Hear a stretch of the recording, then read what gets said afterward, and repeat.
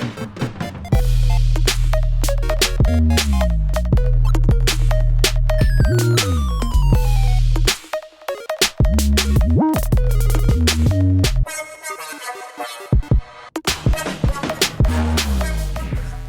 welcome back to Theology Tuesday. My name is Ben, and the question we're going to be looking at today is this one. Why did Jesus die? Now, the death and the resurrection of Jesus are like the center of the Christian faith. So it's so important that we understand this question. Why did Jesus die? And the answer to this question is found right at the start of the Bible in the book of Genesis.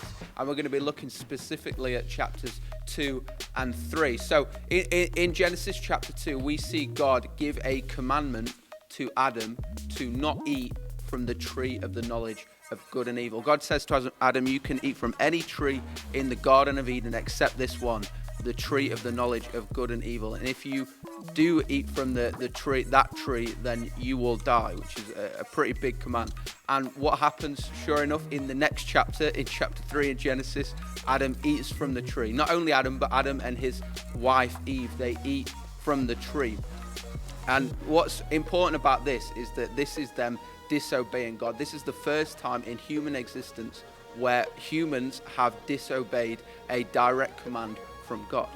This is important to know because this is what sin is. Sin is disobeying God's command, and this is the first time a human has sinned. And this story is widely known as the fall. It's called the fall because it's the fall of humanity. When Adam and Eve chose to eat from that tree, they sinned, and so humanity fell. It was no longer perfect. It was no longer exactly how God designed humans to be. So we're going to look at two verses, starting in Genesis chapter 3. So it's verse 22 and 23. And the Lord God said, the man has now become like one of us, knowing good and evil. He must not be allowed to reach out his hand and take also from the tree of life and eat and live forever. So the Lord God banished him from the Garden of Eden to work the ground from which he had been taken. See, what's important about this verse is because of the fall, humanity's relationship with God was suddenly broken.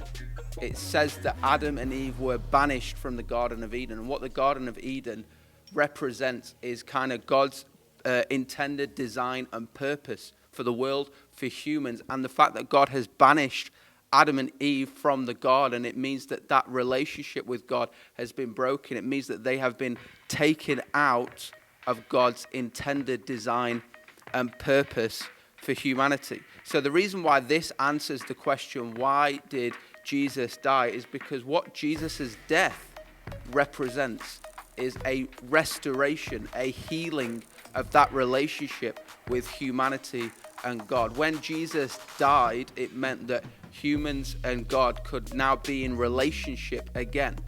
When Jesus died, it meant that humanity was restored to that intended design and purpose that we read about in Genesis. You can say it like this, that Jesus' death let us back into the garden. That's a kind of way you could look at it.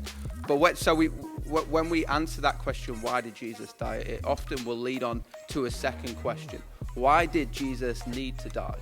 If God had to restore his relationship with humanity, surely he could have done that in a much easier way than sacrificing his only son. But also in Genesis, it explains to us why Jesus needed to die, why we needed a sacrifice from the Son of God. So I'm going to look at two more verses in Genesis chapter 2 this time. And this is the moment where God gives the command not to eat the fruit.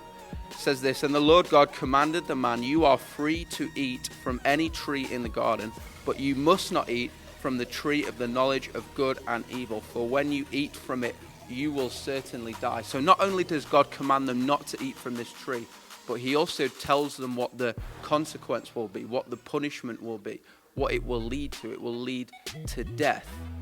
So the reason why Jesus needed to die is because there had to be, in effect, a death replacement. And what that means is the consequence that Adam and Eve, that humanity needed to face because of their sin, was death. But Jesus decided, important that we note, that he offered himself. He chose to die in our place. There was a death that we deserved for our sin, a death assigned to us. But in offering himself, Jesus took that death for us. And this is known as the atonement. I want to finish with this amazing verse from Hebrews chapter 10, verse 14, just talking about the death of Jesus. Listen to this. It was a perfect sacrifice by a perfect person to perfect some very imperfect people. By that single offering, he did everything that needed to be done for everyone. How amazing is that? So hopefully that answers the question for you today. Why did Jesus die? Well, hopefully that answers the question for you today. Why did Jesus die? Don't forget to like this video, subscribe to us, IKON Youth on YouTube, and we'll see you this Friday night for youth.